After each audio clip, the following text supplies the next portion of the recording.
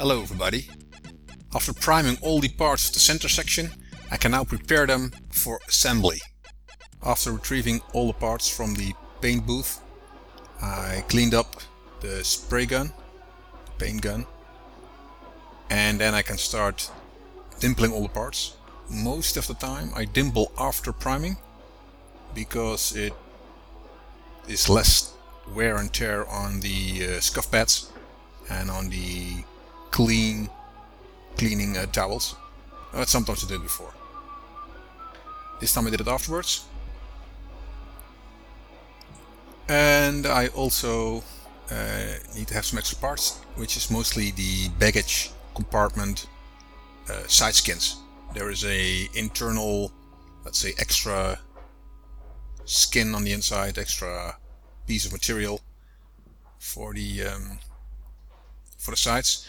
I found that a little bit too late. It would be better if I would have primed them in the same session as I did all the other parts, because now I have to do yet another prime session with only a few parts, so that's a little inefficient, but okay. Before you can actually rivet the side skin to the fuselage, you need to do some special steps, specific steps, so I do them here. So it's dimpling some stuff and riveting some stuff, because if you don't do it now, you will not be able to do it later when the side skin is on, because there will not be place to rivet them anymore. For instance, the gussets you can see on the firewall, you need to do it now, because when the skin is in there, there's only a few millimeters of space left, and there's no way that you can get a rivet gun in there or a bucking bar. Okay, I use the pneumatic squeezer for dimpling. So I dimple all the parts.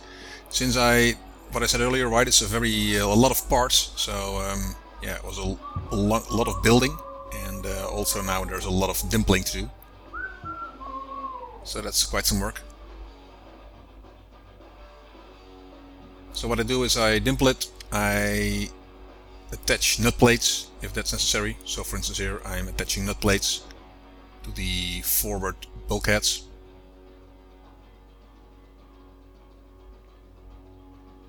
And I'm attaching those gussets and special stuff that need to be done before attaching the side skins.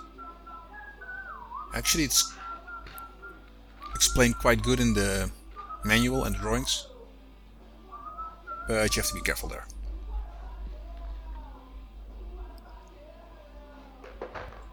Also, another builder has a little lead on me, so he's has a little bit more time, and that's good, because sometimes he finds, well, maybe not flaws in the plans, but more like things that you might forget, and yeah, he tips me off, so that's good. It means I tend not to forget stuff, because if there are, let's say, stuff which is not explained very well in the plans, he helps me with that.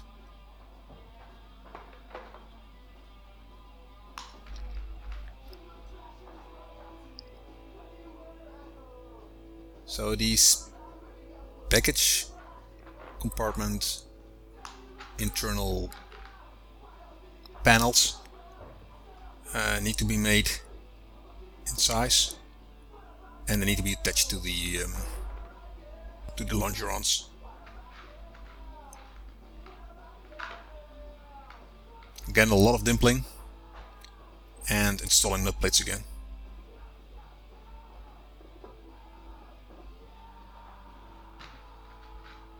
One of the next sessions I will actually rivet the side skin, so that will be a lot of work.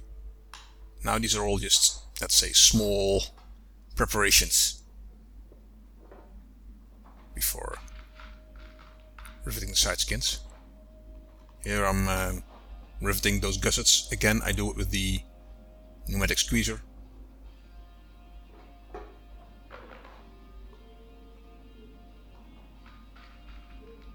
So you only set the rivets on the side, not on the bottom, because those will be riveted together with the longerons on the forward fuselage.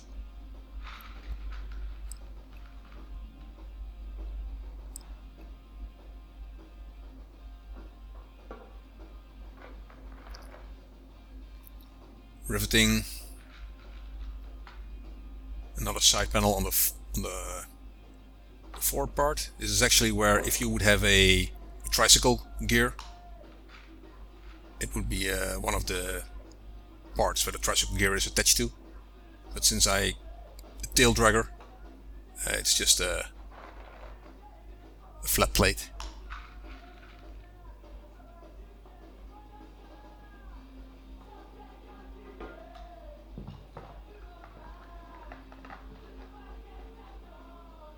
Yeah, this part should be attached to the, according to the manual, to the firewall.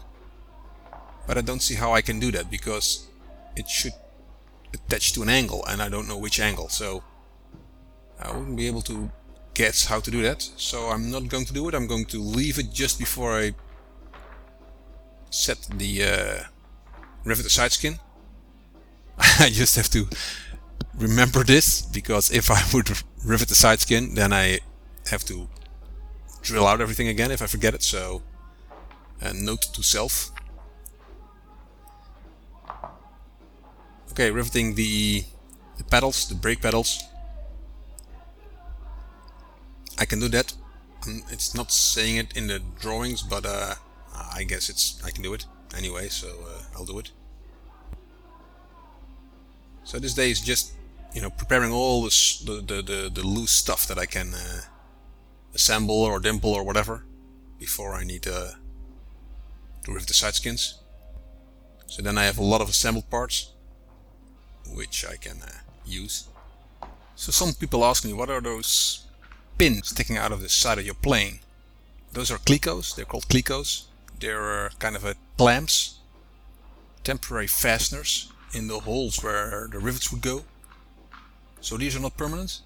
You just put them in there to assemble everything without riveting through the same holes, and there are different sizes. There are, let's say, the chrome color ones that are the smallest, and then there are coppery color ones, and even yellow and black for the big holes. And you have a specific type of pliers called clico pliers, and you can fasten and unfasten them.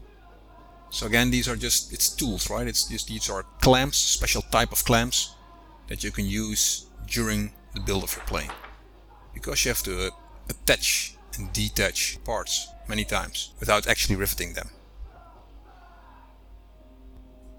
Alright, continuing building my pie in the sky.